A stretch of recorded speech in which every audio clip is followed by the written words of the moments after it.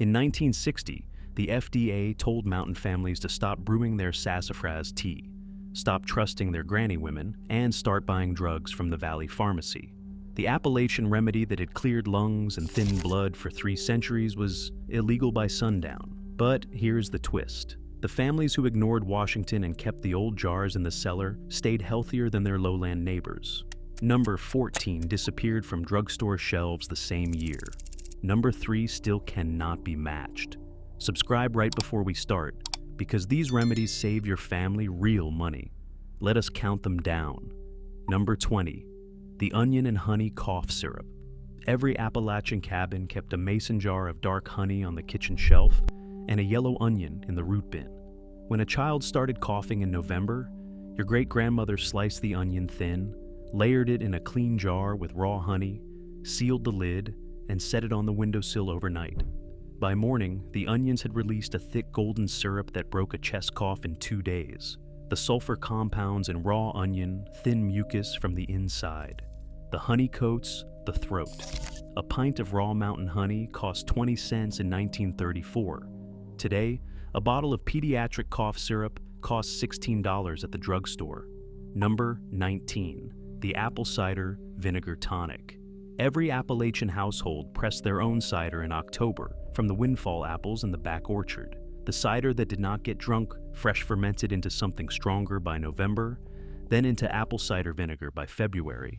Your granny mixed a spoonful of raw vinegar with warm water and honey, and drank it before breakfast every single morning to keep the joints loose, the gut quiet, and the blood thin.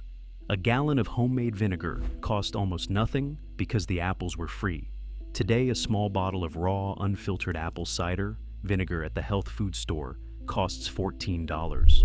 Your granny made hers by the gallon in a clay crock down in the root cellar. Number 18, plantain leaves for stings, splinters, and infections. The wide-leafed green weed that grows in every Appalachian yard, every cabin pathway, every sidewalk crack in the small towns and back hollers. When a child stepped on a bee or got a splinter from the woodshed, your great-grandmother grabbed a plantain leaf from beside the back porch, chewed it briefly to release the juices, and pressed the green wad onto the wound. The swelling went down within an hour. The infection never set in. Plantain contains aucubin, a natural antibiotic, and allantoin, the same compound modern wound creams charge $12 an ounce for. Your granny picked it for free from the dirt path beside the spring house. The mountains never charged her a thing. Number 17, mullein leaves for the deep winter cough. The tall, yellow-flowered plant that grew along every roadside and fence row in the Smokies. When a chest cold settled in and would not leave, your great-grandmother picked the soft, fuzzy leaves in late summer and hung them in bundles from the cabin rafters to dry. By January, when the children were coughing, she crumbled the dried leaves into a small clay pipe, lit them with a sliver of pine, and had the child breathe the smoke slowly. Mullein contains saponins that thin mucus and expel it from the lungs. A bundle of dried mullein costs nothing because it grew wild. Today, a small package of mullein leaf tea sells online for $22 a bag. Number 16, yarrow leaves to stop bleeding. The feathery, white-flowered plant that grew along every Appalachian creek bank and pasture edge. When a man cut his hand on a saw blade or a child sliced a finger on a kitchen knife, your great-grandmother stepped out the back door, pulled a handful of yarrow leaves, crushed them between her palms, and pressed the green pulp against the wound. The bleeding stopped within 30 seconds. Yarrow contains acetylene, a compound that constricts blood vessels and triggers rapid clotting at the surface. Civil War surgeons used yarrow on the battlefield when bandages and morphine ran out. A patch of yarrow on the back of the property costs nothing. Today, a styptic pen at the pharmacy sells for $6 and works no better. Number 15, yellow root tea for sore throat and gum infection. The plant the mountains called yellow root or golden seal grew wild along the shaded north slopes of every Appalachian hollow. Your great-grandmother dug the roots in late fall, dried them on the porch, and ground them into a yellow powder that she kept in a small tin on the kitchen shelf. A pinch in hot water made a bitter tea that wiped out a sore throat, mouth ulcer, or gum infection within 48 hours. The active compound is berberine, a natural antimicrobial that pharmaceutical companies have spent decades trying to synthesize. Pfizer still cannot match it. A Doug root cost nothing in 1934. Today, a small bottle of pure golden seal extract at the health food store costs $45 a jar.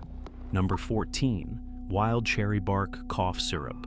Every Appalachian holler had a black cherry tree growing wild along the fence line. In April, when the bark was still soft, your great-grandmother stripped a hand of bark from the south side of the trunk, simmered it in a pot of water with sugar and a splash of whiskey for an hour, and strained the dark red syrup into glass bottles. A spoonful at the first cough stopped the spasm within minutes. Wild cherry bark contains prunicin, a natural cough suppressant that triggers the same reflex as codeine without the addiction. After 1962, the FDA quietly restricted commercial sale of wild cherry bark preparations. Today, a small bottle of cough syrup at the drugstore costs $14 and barely works at all. First pattern break. Here is where things get really interesting. Every Appalachian household for 300 years had simmered sassafras, root in a pot of water every spring, to thin the blood after a long winter of salt pork and dried beans. The roots grew wild in every hollow, free for the digging. The bark turned the water a deep rose color. The smell filled the cabin. A pot of sassafras tea cost almost nothing. Then, in 1960, the FDA banned the sale of sassafras root for human consumption in a single afternoon, classifying its main compound, saffrole, as a carcinogen. The chemistry was real, but at the doses an Appalachian family actually drank, the risk was negligible. The ban was driven by a synthetic flavor industry that wanted the soft drink market. Today, a small bottle of artificial root beer extract sells for $16 at the grocery store. Number 12, bone set tea for flu and fever. The tall, jagged-leaved plant grew along every Appalachian fence row, damp pasture corner, and creekside meadow. And your great-grandmother kept a bundle of dried bone set hanging from a peg by the wood stove all winter long. When the flu hit a cabin in February, when a fever ran high and a child shook with chills under 3 quilts, she steeped a small handful of dried leaves in boiling water for 10 full minutes, strained the bitter brown tea into a cup, and made the child drink it down hot. The fever broke within 4 hours. The aches that named the plant, the bone-deep pain of influenza, were gone by morning. Bone set contains sesquiterpene lactones that stimulate the immune system and trigger sweating, the body's natural fever-breaking response. A handful of dried bone set from the pasture costs nothing. Today, a bottle of name-brand flu medicine costs $18 at the pharmacy and takes 3 days to do exactly what your granny did in one cold night. Number 11, slippery elm bark for ulcers, sore throat, and a sour stomach that would not quit.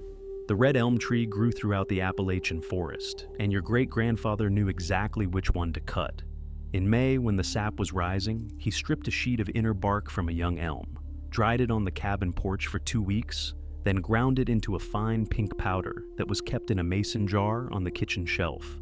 When a child had a sour stomach, when a man complained of a burning ulcer, when a sore throat would not let a body sleep, your granny stirred a spoonful of the powder into warm milk or hot water. It thickened into a soothing gel that coated the gut from the throat down. The pain stopped within 20 minutes. The healing followed within days. A handful of slippery elm bark cost nothing in the woods. Today, a small canister of slippery elm powder at the health food store costs $28 and barely lasts. Number 10, comfrey leaves for broken bones, deep bruises, and slow-healing wounds. The mountain people called it knitbone because they had watched it work for 200 years. The plant grew in every Appalachian yard and creek bottom, with fat, hairy leaves and small purple flowers in late spring.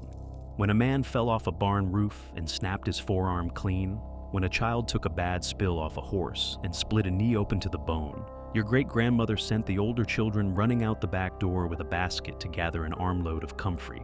She chopped the leaves, mashed them with a heavy spoon, wrapped the green pulp in a clean cotton rag, and bound it tight against the break with strips of muslin. The bone knit in half the time the doctor, down in the valley, predicted. Comfrey contains allantoin, a compound that drives rapid cell regeneration. In 2001, the FDA banned internal use. Mountain families had been drinking comfrey tea for 2 centuries without a single recorded harm. Number 9, pennyroyal tea for stubborn headaches, splitting migraines, and stomach cramps. The small, mint-leafed plant grew thick along every Appalachian creek bank and shady spot near the springhouse. The smell was sharp and clean, halfway between mint and turpentine. When a woman in the cabin had a pounding headache that would not lift, when a child curled up on the porch boards with cramping stomach pain, your great-grandmother picked a small handful of fresh pennyroyal, steeped it briefly in a tin cup of boiling water, and had them sip it slow. The headache eased within the hour, the cramps untwisted. The same plant, planted in a pot on the windowsill, drove fleas out of the cabin and gnats away from the children's faces and ears in July. A patch of pennyroyal by the creek cost nothing. Today, pennyroyal is restricted, hard to find online, and labeled with 3 federal warnings, while a single small bottle of name-brand migraine medicine at the pharmacy costs $62 a month and stops working after a year. Second pattern break. This is where the story changes, because the FDA did not just ban the plants in a single year. The FDA banned the people who knew how to use them. Throughout the 1960s and into the 1970s, federal inspectors drove up into the Appalachian hollers in unmarked black sedans, walked into cabin kitchens without knocking, and seized the jars off the shelves with gloved hands and a federal warrant. Comfrey poultices, pennyroyal tincture, sassafras root, wild cherry bark, yellow root powder, lobelia tincture, boneset tea, pokeweed root. The same remedies that had kept mountain families alive through 3 depressions, 2 world wars, and the Great Influenza were declared a public health threat by men in dark suits and pressed white shirts who had never set foot in a holler in their lives. The granny women who had delivered every baby in a 50-mile stretch for 60 years lost their licensure in a single legislative session. State after state required formal nursing certification to attend a birth, knowing full well that no granny woman in her 70s was going to drive 90 miles to enroll in a 2-year program. Midwifery in the mountains was effectively criminalized between 1965 and 1975. The granny women died one by one through the 1980s, and the knowledge that had been passed mother to daughter for 9 generations died with them. The cabins slowly emptied of tinctures and dried leaves, the shelves filled with orange prescription bottles. The families who ignored Washington and kept the old jars hidden in the back of the root cellar healed faster than the families who went to the new clinic in the valley. They paid less. They knew more. They watched their neighbors get diagnosed with conditions that had names no granny woman had ever heard of. And they watched their neighbors pay $600 a month for medicines that did less than a free handful of yarrow. The mountains remembered what Washington wanted forgotten. A few families still do. Number 7, raw garlic for infections, earaches, and chest colds. Every Appalachian cabin had a braided string of garlic hanging by the kitchen door from the late August harvest. When a child woke with an earache in the middle of the night, your great-grandmother peeled a clove, crushed it with the back of a spoon, wrapped the pulp in a square of cheesecloth, and tucked it gently against the ear until morning. The pain stopped in 20 minutes. Garlic contains allicin, a compound stronger than penicillin against certain bacteria. A whole braid of garlic cost 30 cents in 1934. Today, a single antibiotic prescription costs $80 at the pharmacy. Number 6, ginger root tea for nausea, motion sickness, and morning sickness. Every Appalachian cabin kept a knob of dried ginger in a tin on the spice shelf, traded at the country store for eggs and butter. When a pregnant woman could not keep breakfast down, when a child got carsick on the drive into town, your great-grandmother grated a few shavings into hot water with a spoonful of honey. The nausea lifted within 5 minutes. Ginger contains gingerol, a compound that quiets the nausea reflex faster than the prescription anti-nausea pills sold today. A knob of dried ginger cost a nickel in 1934. Today, the prescription costs $54. Number 5, black walnut whole tincture for ringworm, parasites, and toenail fungus. Every Appalachian property had a black walnut tree on the back 40, and the green hulls fell thick in October. Your great-grandmother gathered the hulls before the squirrels did, packed them into a mason jar with corn whiskey, and let them steep on the back porch for 6 weeks. The tincture turned ink black. 2 drops on a fungal toenail killed it in 2 months. A teaspoon in water cleared intestinal worms in a week. Black walnut hull contains juglone, a compound that pharmaceutical antifungals are still trying to imitate. A mason jar of tincture cost nothing. Today, a small bottle costs $38. Number 4, lobelia tincture for asthma, bronchitis, and breathing fits. The small purple-flowered plant called Indian tobacco by the mountain herbalists grew wild in every Appalachian meadow and sunny pasture. Your great-grandmother harvested the whole plant in late summer, packed the stalks into a quart jar with corn whiskey, and let it steep for 2 months in the back of the cupboard. When a child had a breathing fit in the middle of an asthma attack, 3 drops on the tongue opened the airways within 90 seconds. Lobelia contains lobeline, a compound chemically similar to nicotine that relaxes bronchial muscle. The FDA classified lobelia as poisonous and dangerous in 1993. Mountain herbalists had used it safely for 200 years. Number 3, wild Appalachian ginseng root for exhaustion, low immunity, and slow recovery. The mountain ginseng known as song to the old-timers grew only on cool north-facing slopes under hardwood canopy, and only after 7 slow years in the dirt. The roots looked like tiny human figures, gnarled and pale, smelling faintly of damp earth. Your great-grandfather Doug sang in late September, dried the roots slow in the smokehouse, and shaved them into hot water by the curl whenever a body needed building, back up after pneumonia or pregnancy or a long winter. A spoonful of ginseng broth restored color and strength within a week. American ginseng contains ginsenosides modern pharmaceuticals have spent 40 years trying and failing to copy. The drug companies still cannot match the wild mountain root. Number 2, witch hazel for bruises, skin irritation, and sore muscles. The crooked low-growing tree bloomed yellow in late autumn along every Appalachian creek and rocky slope. Your great-grandmother cut the young twigs in February, simmered them in an iron pot of water for 4 hours, and bottled the cloudy distillate into glass jars under the kitchen sink. A cotton rag soaked in witch hazel and pressed against a bruise pulled the dark color out by morning. A dab on poison ivy stopped the itch in minutes. Witch hazel contains tannins that tighten skin and reduce inflammation. A jar lasted a year. Today, a small brown bottle costs $11. Number 1, the knowing itself.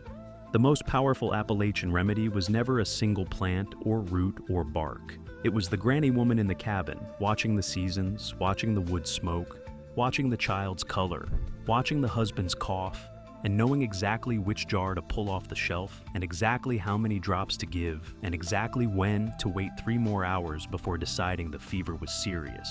The knowing was passed mother to daughter, grandmother to granddaughter, for 9 generations in the same hollers. The plants were free. The knowing was free. The healing was free. When the FDA banned the plants in a single year, the real loss was not the comfrey or the sassafras or the pennyroyal. The real loss was the granny woman who simply knew. I have been at this for a while now. I have tried the plantain leaf on a fresh bee sting on my own bare arm. The swelling went down in 15 minutes. I have used yarrow on a kitchen cut that would not stop bleeding, and the bleeding stopped on the second compress. I have brewed wild cherry bark syrup from a tree on my own back fence, and it broke my grandson's bad cough in 2 days flat. These remedies are not magic. They are chemistry. They are the chemistry that grew wild in every Appalachian holler for 300 years before a federal agency decided to ban it in a single year. Now, I want to hear from you. Did your grandmother make any of these? Which one do you remember from her kitchen? Drop a comment below and tell me the remedy and the holler it came from. I read every single one of them. If this video reminded you of something you almost forgot, hit that like button, hit that subscribe button, and share it with anyone left in your family who still has a mason jar of something on the shelf. Your great-grandparents knew. Now you know too.